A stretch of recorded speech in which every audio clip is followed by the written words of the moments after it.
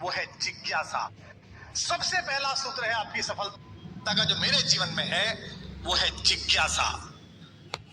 गुरुओं से भी अनुरोध है और जो यहाँ बच्चे पढ़ रहे हैं उनसे भी अनुरोध है, जिज्ञासा को आदर देना सीखिए।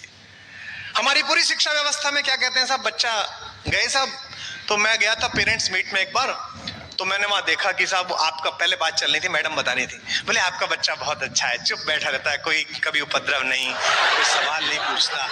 तो मैंने अपनी पत्नी से कहा कि मैं इसके माँ बाप से बात करना चाहता हूँ कि बच्चे का इलाज कराएंगे। तो उसने कहा आप झगड़ा कराएंगे यहाँ पे मेरा। ये क्या सी बात है कि क्लास सबसे अच्छी कौन सी, जहां से शोर ना आता हो। लड़का सबसे बच्चा अच्छा कौन सा, जो चुप बैठता हो, कोई फालतू बात ना पूछता हो। जिज्ञासा को आदर दिया इस संस्कृति ने जिसमें आप पैदा हुए। जीने का समय आया इंजीनियरिंग से फरार होकर, तो मेरी बहन ने मुझसे पूछा, हमारे समय में जब माँ बाप समझाते तो ऐसे नहीं समझाते थे कि जैसे ये जोशी साहब काउंसलिंग कराते हैं आपकी, कि एक मैडम बैठ जाती हैं, एक वो बैठ जाते हैं, वह आप क्या करना चाहते हैं, किसमें रुचि ना। हमारे तो पिताजी डायरेक्ट समझाते थे और उसमें पिताजी का आध्यात्मिक, मानसिक, हार्दिक और शारीरिक चारों प्रकार का बल लगता था।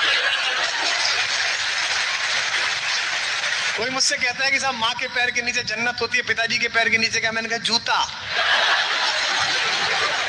उन्होंने जब मुझे समझाया और वो हार गए कि नहीं मैं तो कविता पढ़ूंगा, बीए करूंगा, तो मेरी बहन जो मुझसे बड़ी है, प्रोफेसर है वो, जिसने मेरा नाम विश्वास कुमार से कुमार विश्वास किया बाद में, उसने मुझसे पूछा तू करेगा क्या कविता करके, जिंदा कैसे रहेगा। तो मैंने उसको कहा कि हाँ जिंदा रहूंगा आराम से, क्योंकि हिंदुस्तान तो बड़ा आस्तिक देश है, जिसके दरवाजे पे 2 भजन गाऊंगा वही सुबह खाना खिलाएगा, शाम को खाना खिलाएगा। और ये ऐसा नहीं था कि हास्य में कहा गया था, मजाक में कहा गया था, ये कृत संकल्प था अंदर से कि अगर ऐसी भी कभी स्थिति आई तो ऐसा कर लेंगे। कहीं 4 बात लाइन सुनाएंगे, एक गीत सुनाएंगे, आदमी सुबह का खिलाएगा, दूसरे गांव जाके दूसरा सुनाएंगे, वो खिलाएगा, कोई कपड़े सिलवा देगा, जीवन चल जाएगा। कम से कम तृप्त रहूंगा कि जो चाहता था वो कर रहा हूँ, कविता लिखनी थी लिख रहा हूँ, साहित्य पढ़ना था पढ़ रहा हूँ। यह एकाग्र भाव। अर्जुन एकाग्र हैं, बाकी सबको सब दिखता है, किसी को मछली दिखती है, किसी को कुछ दिखता है, अर्जुन को सिर्फ आंख दिखती है मछली की। इसलिए द्रोणाचार्य अपने पुत्र से भी अधिक प्रेम करते हैं उन्हें, और इस बात की टीस महाभारत के हर समकालीन पात्र को है कि गुरु एक वो बैठ जाते हैं, वह आप क्या करना चाहते हैं, किसमें रुचि ना। हमारे तो पिताजी डायरेक्ट समझाते थे और उसमें पिताजी का आध्यात्मिक, मानसिक, हार्दिक और शारीरिक चारों प्रकार का बल लगता था। कोई मुझसे कहता है कि साहब माँ के पैर के नीचे जन्नत होती है, पिताजी के पैर के नीचे क्या, मैंने कहा जूता। उन्होंने जब मुझे समझाया और वो हार गए कि नहीं मैं तो कविता पढ़ूंगा, बीए करूंगा, तो मेरी बहन जो मुझसे बड़ी है, प्रोफेसर है वो, जिसने मेरा नाम विश्वास कुमार से कुमार विश्वास किया बाद में, उसने मुझसे पूछा तू करेगा क्या कविता करके, जिंदा कैसे रहेगा। तो मैंने उसको कहा कि हाँ जिंदा रहूंगा आराम से, क्योंकि हिंदुस्तान तो बड़ा आस्तिक देश है, जिसके दरवाजे पे 2 भजन गाऊंगा वही सुबह खाना खिलाएगा, शाम को खाना खिलाएगा। और ये ऐसा नहीं था कि हास्य में कहा गया था, मजाक में कहा गया था, ये कृत संकल्प था अंदर से कि अगर ऐसी भी कभी स्थिति आई तो ऐसा कर लेंगे। कहीं 4 बात लाइन सुनाएंगे, एक गीत सुनाएंगे, आदमी सुबह का खिलाएगा, दूसरे गांव जाके दूसरा सुनाएंगे, वो खिलाएगा, कोई कपड़े सिलवा देगा, जीवन चल जाएगा। कम से कम तृप्त रहूंगा कि जो चाहता था वो कर रहा हूँ, कविता लिखनी थी लिख रहा हूँ, साहित्य पढ़ना था पढ़ रहा हूँ। यह एकाग्र भाव। अर्जुन एकाग्र हैं, बाकी सबको सब दिखता है, किसी को मछली दिखती है, किसी को कुछ दिखता है, अर्जुन को सिर्फ आंख दिखती है मछली की। इसलिए द्रोणाचार्य अपने पुत्र से भी अधिक प्रेम करते हैं उन्हें, और इस बात की टीस महाभारत के हर समकालीन पात्र को है कि गुरुवर द्रोण अर्जुन से इतना प्यार क्यों करते हैं। आपको भी लगता होगा कि फला वाले सर इस बच्चे को ज्यादा प्यार करते हैं, इसकी तरफ ज्यादा, ऐसा नहीं है, वो किसी के प्रति भेदभाव नहीं है। वो केवल इतना है कि एकाग्र कौन है, क्योंकि दुनिया में केवल 2 ही परंपरा है जो अपने से आगे बढ़ने पर खुश देखती है सामने वाले को। एक पिता अपने पुत्र को आगे जाते हुए देख के गर्व से ऊंचा हो जाता है, और एक गुरु अपने शिष्य को बड़ा होते हुए देखकर गर्व से प्रसन्न हो जाता है। और एक बात और ध्यान रखिएगा, असफलताएं केवल ये सिद्ध करती हैं कि सफलता का प्रयास पूरे मन से नहीं हुआ। हमारा सबसे सफल भारत का एक विश्व नागरिक कौन है जिसे हिंदुस्तान जाति, धर्म, पॉलिटिक्स, दक्षिण उत्तर से बढ़कर जिसे प्रेम किया है आज तक गांधी के बाद? देखिए आप, बिना कहे नाम निकलता है एपीजे अब्दुल कलाम। इस देश ने अद्भुत प्रेम किया उनसे, और उनके जीवन में एक क्षण आया कि वो आत्महत्या कर रहे थे।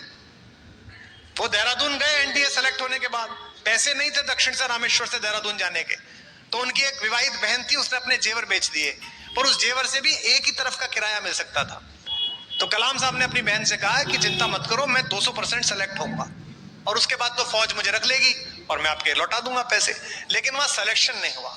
तो ऋषिकेश कभी आप जाइए, वहां शिवानंद आश्रम है लक्ष्मण झूला के पास, वहां पहाड़ियां थी पहले। उस पहाड़ी पर शाम के समय वो पहुंचे आत्महत्या के इरादे से कि अब तो जीवन निस्सार हो गया, जाने तक के पैसे नहीं है। वहां शिवानंद स्वामी जी टहल रहे थे, उन्होंने देखा कि वो घूम रहा है बड़ा विक्षिप्त सा, बड़ा परेशान सा। उन्होंने पूछा, बेटा यहाँ हो, क्या बात हो गई? तो वो कहने लगे, मुसलमान व्यक्ति, हिंदू साधु, राजनीति करने वाले लोग सुने।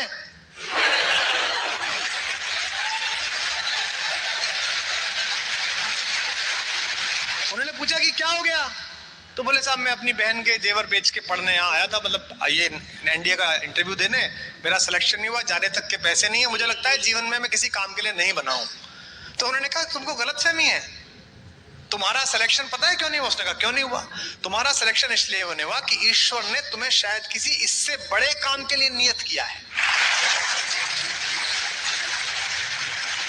और बेटा तुम आज रात यहाँ रुको, आश्रम में भोजन करो और कल मैं तुम्हें जाने के पैसे दे दूंगा और घर जाकर अपना अध्ययन करो, अपना काम करो। और उसने वो काम किया कि अमेरिका की तानाशाही, यूरेनियम लेकर इतराने वाले लोग, क्रायोजेनिक ईंधन के लिए हमारे प्रधानमंत्री को अपने दरवाजे पर रुकवाने वाले लोग, प्रतिबंधों की बाढ़ लगाते रह गए। हिंदुस्तान ने वो काम करके दिखाया, मिसाइल के क्षेत्र में, परमाणु क्षेत्र। तो यह है एकाग्र भाव है और यह है असफलता के बोध से बाहर आना।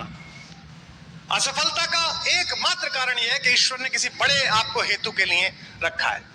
मेरे जीवन में, निजी जीवन में कई असफलताएं आई और मौनी से बना हूं। पहली असफलता प्रेम में आई, जिसकी वजह से कवि बना।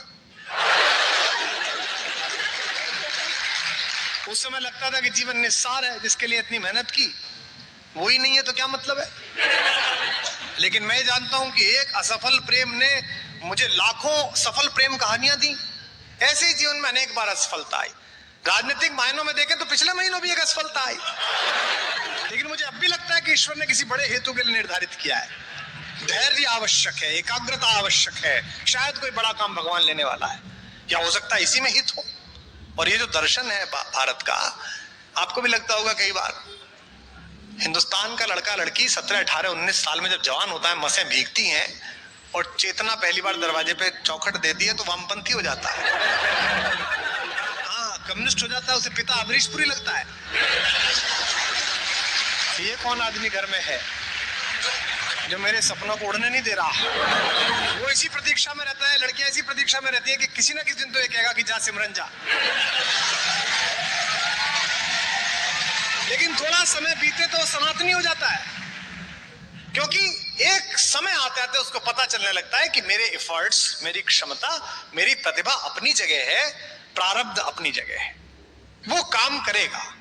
अगर मैं नियोजित तरीके से लगा रहा तो एक ना एक दिन उसका प्रतिफल मिलेगा। मैं निजी जीवन की व्याख्या से कह रहा हूं। जब मैंने कवि सम्मेलनों की कविता को कॉर्डलेस माइक के साथ, कॉलर माइक के साथ, म्यूजिक के साथ शुरू किया तो 2004 के आसपास मेरा इतना विरोध हुआ कि देश के 28-30 कवि मेरे साथ नहीं बैठते थे मंच पे। वो लिख के देते थे, कुमार विश्वास आएगा तो हम नहीं आएंगे, जो आजकल सेल्फी खिंचाने भतीजे को लाते हैं। लेकिन मुझे पता था कि ये प्रारूप बदलेगा, अगर मेहनत की जाएगी तो कुछ होगा। क्योंकि किसी शिक्षा संस्थान में नहीं गई, मेरी दादी भी कहती थी मुझसे बचपन में, लाला मन से रोए तो फूटी आंख से भी आंसू निकले। रोना मन से है, काम मन से करना है। तो एकाग्र भाव, इसको अपने, आप जो भी परीक्षाएं देने जा रहे हैं, जो भी कुछ करने जा रहे हैं, इसलिए मत करिएगा कि आपको टॉप करना है, इसलिए मत करिएगा कि पिताजी ने आप भेजा है, इसलिए मत करिएगा कि ये काम है अब करना है। और अगर नहीं करना है, मन से नहीं आ रहा कि नहीं करना है, तो कल छोड़ने के बजाय आज छोड़िए कि नहीं करना। फिर ये सोचिए कि करना क्या है। जैसा मैंने बताया ना, द्विज होने का अर्थ है कि मेरे जीवन का उद्देश्य क्या है, मैं पैदा क्यों हुआ हूं। मतलब पैदा हुए और आप यूं ही, अकबर इलाहाबादी हमारे एक शायर थे, इलाहाबाद हाईकोर्ट में जस्टिस थे वो, उनका एक बड़ा अच्छा शेर है कि क्या कहें अहबाब वंशजों, हमारे आने वाली पीढ़ियों, क्या कहें अहबाब। किसी ने पूछा, चाचा आपने क्या किया, तो उनका शेर था कि क्या कहें अहबाब, क्या कारे नुमाया कर गए, क्या हमने एग्जीबिशन लायक काम किया, बताने लायक काम किया। और काम बताया अगली लाइन में, क्या कहें अहबाब, क्या कारे नुमाया कर गए, बीए करी, नौकर हुए, पेंशन मिली, फिर मर गए। ये क्या हुआ भाई आपका? आपने कितने मित्र पैदा किए, कितने शत्रु पैदा किए, कितने विचार के विरोधी पैदा किए, कितने विचार के समर्थक पैदा किए, कितना संघर्ष किया। आपको राम के बाद की संततियों के बारे में पता है क्या? कोई चर्चा हुई क्या? आपको अगली संततियों के बारे में इतना पता नहीं है। जो निकला, जो अपने से बाहर निकला, उसको सारा संसार मिला, और जिसने मरना सीखा उसको ही जीने का। सबसे पहले जिज्ञासा को आदर दीजिए। अंदर जो भी पैदा हो उत्तर, उसके शमन की कोशिश करिएगा। दूसरी बात है कि आप धैर्य रखिएगा। जो कहा जाता है ना कि वतन की रेह मुझे एड़ियां रगड़ने दे, मुझे यकीन है पानी यहीं से निकलेगा।